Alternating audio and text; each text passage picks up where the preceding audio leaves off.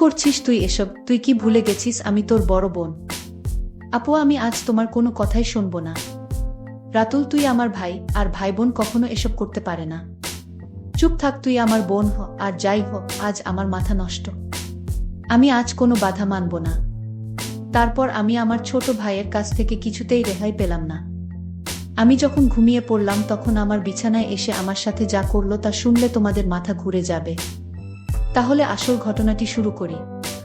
আমার নাম রাতুল, আমি খুবই একটা স্মার্ট ছেলে। ছোটবেলা থেকেই আমি আমার বড় বোন নিপার প্রতি দুর্বল। সব ভাই বোনের মাঝে আমি বড় বোনকেই বেশি পছন্দ করি। বড় ভাই, মেজ বোন, ছোট বোন আর ছোট ভাই সব এক দলে থাকলেও আরেক দলে শুধু শেষ ভাই, আমি আর বড় বোন নিপা থাকি। সব মিলে আমরা 4 ভাই আর 3 বোন। বড় 3 ভাই, তারপর 2 বোন, তারপর ছোট ভাই আর ছোট বোন। আমি মেজ, আমার বয়স এখন 21 বছর। আর বড় বোন নিপার বয়স এখন 22 বছর। এ কাহিনীর শুরু আমাদের জন্ম থেকেই। আমরা গ্রামের বড় জমিদার, ঠাকুর বাড়ির বড় ছেলের ঘরের ছেলে মেয়ে। ছেলে মেয়েদের মাঝে ছেলেবেলা থেকেই সবচেয়ে সুন্দরী নিপা আপু, আর তার সবচেয়ে বড় ভক্ত আমি। সে যেখানে যায় আমিও তার পিছে পিছে যাই। সব বাচ্চাদের সাথে ওর জন্য মারামারি করি। এমনকি বাড়িতে বাকি ভাই বোনের সাথেও দুজনে দল পাকিয়ে ঝগড়া করি। নিপাকে শাসন করলে বড় দাদাদের সাথে আমার মারামারিও বাধে। নিপার যে কোনো কথা আমি ফেলতে পারি না, সব বায়না মেটায়। আর বড় হয়ে আমাকে নিপা ছেলেবেলা থেকেই শাসন করে। কিন্তু বড় হবার সাথে সাথে আমার এই বোনের প্রতি এক অন্যরকম ভালোবাসার সৃষ্টি হলো। দিনে দিনে নিপা যেমন সুন্দরী হতে লাগলো, আমিও তাকে দেখে অবাক হতে লাগলাম। যে বয়সে আমার বন্ধুরা পাড়ার অন্য মেয়েদের নিয়ে ভাবত, সে বয়সে আমি নিজের বোনকে নিয়ে ভাবতাম। অবশ্য পাড়ার বেশিরভাগ পুরুষের নজরেই নিপার রূপের উপর পড়ত। কিন্তু ভাই বলে আর সব ছেলেরা যেমন প্রকাশ্যে কোনো মেয়েকে নিয়ে নোংরা কথা বলতো, কিংবা প্রকাশ্যে মেয়েদের দিকে তাকাতো, তেমন কিছু আমি করতে পারতাম না।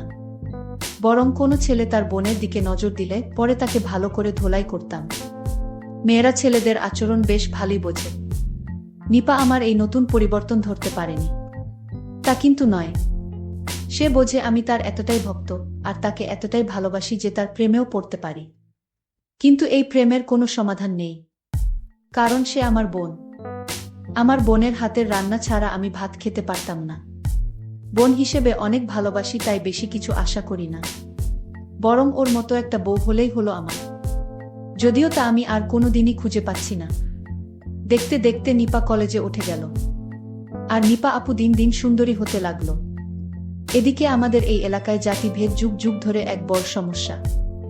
আমি এই জাতভেদের বিরুদ্ধে রুখে দাঁড়াই, বামপন্থীদের পক্ষে চলে যাই। ফলে আমার সাথে জমিদার ঠাকুরদার বিরোধ বাধে। এরপর আমার বাপ ভাই সবাই আমার বিরুদ্ধে চলে যায়। ঠাকুরদার চাপে আমি বাবা মাকে ত্যাগ করতে বাধ্য হই। আমি মা, মাসি, বোন আর বড় বোন নিপার কাছ থেকে বিদায় নিয়ে কলকাতা চলে আসি। এখন আমি সেখানে বিশাল বড় কোম্পানির ম্যানেজার। নিপা পরিবারে একা হয়ে যায়। ওর বয়স তখন 24 বছর। রোজ 2 গ্রাম পেরিয়ে কলেজে পড়তে যায়। এর মাঝে এক সুদর্শন ছেলের সাথে তার প্রেম হয়ে যায়। ছেলেটা চেন্নাইতে ডাক্তারি পড়ে। দুজনে পালিয়ে বিয়ে করে।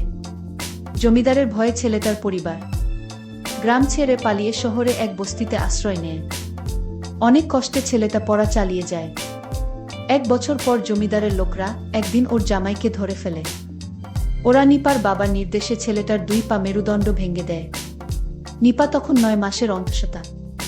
ছেলেটাকে বাঁচাতে যে চিকিৎসার প্রয়োজন তা দেবার সামর্থ্য তার পরিবারের নেই। এমন বিপদের দিনে সে একজনকেই চিৎকার করে ডাকতে পারে, তার ছোট ভাই অর্থাৎ আমাকে। স্বামীকে নিয়ে বোন কলকাতা আসে, আমাকে খুঁজে বের করে। আমি বোনের এই কষ্ট দেখে পাগল হয়ে যাই। আমি ওর স্বামীর চিকিৎসা করাই। কিন্তু আমার বোনকে স্বামীর পরিবার সহ একটা বস্তিতে থাকতে দেখে ভীষণ কষ্ট পাই। কিছুদিন পর নিপা মা হয়। তার স্বামীও একই হাসপাতালে বাঁচা মরার লড়াই করছে। তখন নিপার স্বামী বেঁচে উঠলেও চিরতরে পঙ্গু হয়ে যায়। আমি বোনকে বাচ্চা সহ আমার নিজের এক বাড়িতে চলে আসতে বলি, কিন্তু নিপা স্বামী ছেড়ে কিভাবে আসবে? তাই পঙ্গু স্বামীকেও বোন সাথে নিয়ে আসতে চায়। আমিও মেনে নিই নিপার কথা। নিপার স্বামীর শরীর ভেঙে যায়। সুঠাম শরীর ভেঙে হাড়-ডিসার হয়ে যায়। অবশ্য কিছুদিনের মধ্যেই নিপা আবার তার স্বাভাবিক সৌন্দর্য ফিরে পায়। বরং দিনে দিনে তার রূপ আরও বাড়তে শুরু করে। কিন্তু বোনের স্বামী পঙ্গু হবার পর ওর জীবনের সব আনন্দ যেন শেষ হয়ে গেল। জীবনটা দুঃখে ভরে উঠল।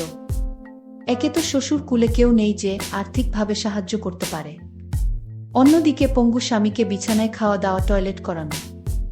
আমার বোনের মনটা দুর্বল হয়ে গেল, তার আনন্দ ধূলিসাৎ হয়ে গেল। এদিকে আস্তে আস্তে আমার দৃষ্টি পড়ল আমার বোনের দিকে, বরং গ্রামে ফেলে আসা সেই কিশোরী বোনের চাইতে। এখন আমার বোনকে অনেক সুন্দর লাগে, কিন্তু মনের মাঝে অনেক দ্বিধা কাজ করে। এই দোটানা কাটিয়ে অবশেষে সিদ্ধান্ত নিয়েই ফেলি, যা হয় হবে, একবার বোনকে এইটুকু নিশ্চয়ই আমি আদায় করতে পারব বোনের কাছ থেকে। এটা করে আর ওর কোনো ক্ষতি হবে না, বরং ওকে সহ ওর বাচ্চাকে স্বামীকে ভরণ পোষণ করার গুরু দায়িত্ব যখন আমি পালন করেছি, তাই আমি বিশেষ কিছু দাবি করতেই পারি। আমি ভেবে নিলাম আমার বোনকে আমি বলবো আমি তার কাছে কি চাই। আমি আমার বোনকে বলতেই হবে, তাছাড়া আমার মনকে আমি স্থির করতে পারছি না। নিপার চোখে আমার এই পরিবর্তন ঠিকই ধরা পড়ে, কিন্তু আমি এখন তার একমাত্র গুরুজন, তার উপর অনেক দাবি আছে আমার। ছোটখাটো বিষয়ে আমাকে আর কিছু বলতে পারে না আগের মতন। আস্কারা পেয়ে আমি আরও এগিয়ে যাই। নিপা কোনো মতে স্বাভাবিক আচরণ করে। পঙ্গু স্বামীর ঘরে রোগীর ঘরের মতো দুর্গন্ধ, সুস্থ মানুষ এ ঘরে থাকতে পারে না, আর বাচ্চা থাকলে অসুস্থ হয়ে যাবে। একদিন আমি সে ঘরে গিয়ে তা টের পেলাম। তারপর বাচ্চাটাকে নিয়ে অন্য ঘরে শুতে বললাম নিপাকে। ওর স্বামীর জন্য বিশেষ বেডের ব্যবস্থা করা হলো। নিপা যে ছোট ঘরে বাচ্চাটাকে নিয়ে থাকতে শুরু করলো, তার পাশেই আমার বড় স্টুডিও বেডরুম। মাঝে মধ্যে বোনকে ডেকে এনে দুজনে একসাথে টিভি শো দেখি। তখন বোনকে বলি আমি তোমার কাছে থেকে কিছু চাই, সেই সুযোগের অপেক্ষায় থাকি। এভাবে ধীরে ধীরে 6 মাস পর নিপার জীবন থেকে তার স্বামী রোগে আরও দূরে সরে গেল, একটা বোঝায় পরিণত হল। বোনের স্বামী এখন একেবারে বিছানা থেকে উঠতে পারে না, দিন দিন রোগে দুর্বল হয়ে গেছে। আমার বোন তখন অসহ্য যন্ত্রণায় ভুগতে থাকে। একদিন বোনকে নিয়ে টিভি দেখতে দেখতে আমি বোনকে বললাম, বোন আমার একটা কথা রাখবে। সে বল, কি কথা? আমি বললাম, আমি ছোটবেলা থেকেই তোমাকে অনেক ভালোবাসি, আর এখন তোমার অনেক কষ্ট, সেটা আমি সহ্য করতে পারছি না। বোন বলল, আমার কপালে যা আছে তাই হবে। আমি বললাম, তোমাকে এভাবে কষ্টে আমি রাখতে পারি না। আমার বোন তখন বলল, এখন কি করতে চাস? আমি বললাম, তোমার স্বামী তো এখন বেঁচে থেকেও নেই, এখন তুমি সবকিছু থেকে বঞ্চিত। আর তাই বলছিলাম, তুমি তোমার স্বামীর সাথে রাতে যা করো আমিও তা করতে চাই। এই কথা শোনার পর বোন ঘর থেকে বেরিয়ে বাচ্চার কাছে চলে গেল। আমার খুব খারাপ লাগলো, নিজেকে খুব ছোট মনে হতে লাগলো। আমার বোনের প্রতি আমার যে দুর্বলতা হয়েছে, যে কোনো সময় একটা অঘটন ঘটাতে পারি, এই ভেবে আমি চিন্তিত হয়ে গেলাম। বোন না চাইলে তাকে কষ্ট দিয়ে আমি কিছুতেই সুখে থাকতে পারবে না। পরদিন বোনকে সরি বলবো, তার সাথে কথা বলবো ঠিক করলাম। কিছুদিন পর আমি বললাম, দেখ, এভাবে তোর জীবনটা একটা পঙ্গু স্বামীর জন্য নষ্ট করার কোনো মানে হয় না। তুই তোর স্বামীকে ওর বাবা মার কাছে দিয়ে আয়, দেখাশোনার জন্য টাকা পয়সা যা লাগে প্রতি মাসে আমি দেব। আর আমি যেহেতু তোকে মাঝে মধ্যে জ্বালাতন করি, তোর ভালো না লাগলে তুইও গ্রামে ঠাকুরদা বাবা মার কাছে ফিরে যেতে পারিস, তাতে তোর ভালোই হবে। নিপা বলল, আর আমার বাচ্চাটার কি হবে? আমি, ওকে গ্রামে নিয়ে যাবি তোর সাথে? নিপা, না না, বাবা মা ওকে অনাথ আশ্রমে দিয়ে দেবে, তারপর আমাকে আরেকটা বিয়ে দেবে। আমি, সেটা খারাপ হবে না, যেভাবে আছিস তার চাইতে ভালো থাকবি। অনাথ আশ্রম থেকে ওকে নিশ্চয়ই বড় কোনো দম্পতি দত্তক নেবে। নিপা, আমি হয়তো ভালো থাকবো, আমার বাচ্চার জীবনটা নষ্ট হয়ে যাবে। খারাপ কোনো লোক নিয়ে চাকর বাকর বানালে কি হবে? আমি, সেটা ভাবিনি আমি। আরেকটু বড় হোক, তারপর ভাবা যাবে। নিপা, আমি এখানে থাকাতে তোর খুব অসুবিধে হচ্ছে তাই না রাতুল? অনেক টাকা খরচা হচ্ছে। আমি, না না, তুই যা ভাবছিস তা না। তুই এখানে থাকলে আমি খুশিই হব, কিন্তু আমার ব্যবহারে তুই কষ্ট পাস এটা আমি চাই না। নিপা, তুই একটা বিয়ে কর না রাতুল। আমি হঠাৎ এই কথা শুনে কাশতে লাগলাম। আমি, কেন বিয়ে করব? কেন অন্য কোনো মেয়ে এসে তোকে এভাবে বাচ্চা আর স্বামী নিয়ে নিজের সংসারে থাকতে দেবে ভেবেছিস?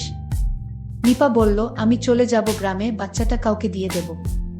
সুন্দরী একটা বউ হলে তখন আমাকে না জ্বালিয়ে ওকে জ্বালাবি তুই। আমি চলে যাব, বাচ্চাকে দিয়ে দেব বললেই হলো, এত সহজ? যত সব বাজে কথা। অন্য মেয়েকে দিয়ে আমার হবে না, আমার শুধু তোকে চাই। তুই কি পাগল হয়েছিস? আমি আর তুই ভাই বোন। ভাই বোনের মধ্যে এসব হয় না। হে, আমি পাগল হয়ে গেছি। আমি ছোটবেলা থেকেই আমি তোমাকে অনেক ভালোবাসি। ভাই এসব কেউ বলে না লক্ষ্মী ভাই আমার। তোকে আমি খুব সুন্দর দেখে একটা বিয়ে করাবো। তাও ভাই তুই এখন এসব বলিস না। তুই আমার ভাই। আমি মানি না ভাই আর বোন হোক, আমি তোকেই চাই। নিপা বলল, কি যে বলিস না তুই রাতুল। আমাকে দিয়ে তোর বউয়ের কাজ হবে নাকি? বিয়ে তো একদিন তোকে করতেই হবে। আমি অনেক হয়েছে নে, বিয়ে যেদিন করব সেদিন দেখা যাবে। করছি না তাই তুই তোর বাচ্চাটা নিয়ে এখানে ভালোই আছিস। খাল কেটে কুমির আনার দরকার কি তোর?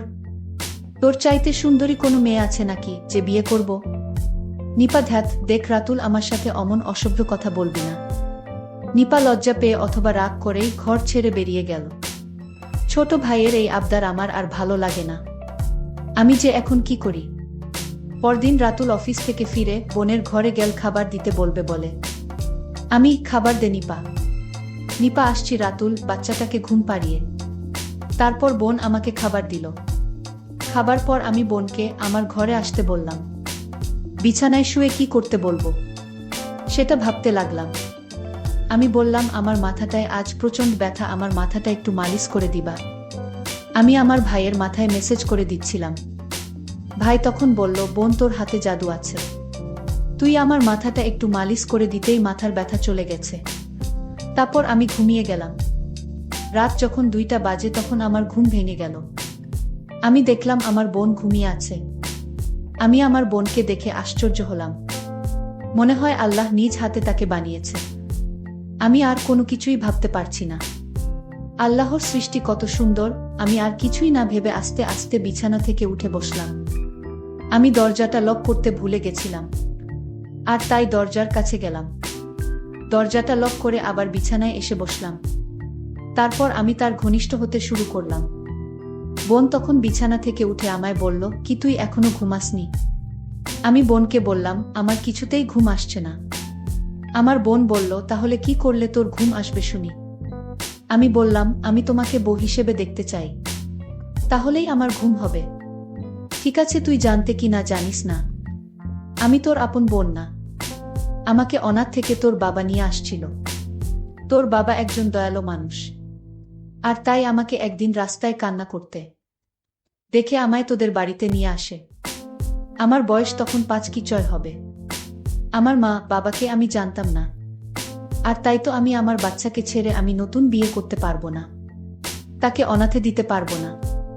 অনাথে থাকার কষ্ট আমি বুঝি, কারণ আমি অনাথে ছিলাম। আর তাই আমিও তোকে চাই। তুই আমার পাশে থাকলে আমার সন্তানটাকে মানুষ করতে পারবো। আর তাই তোর প্রস্তাব আমি মেনে নিলাম। বন্ধুরা, আজকের গল্পটি কেমন লাগলো তা অবশ্যই কমেন্ট করে জানাতে ভুলবেন না। আর এরকম নতুন নতুন ভিডিও পেতে আমার চ্যানেলটিকে সাবস্ক্রাইব করে পাশে থাকবেন। ধন্যবাদ।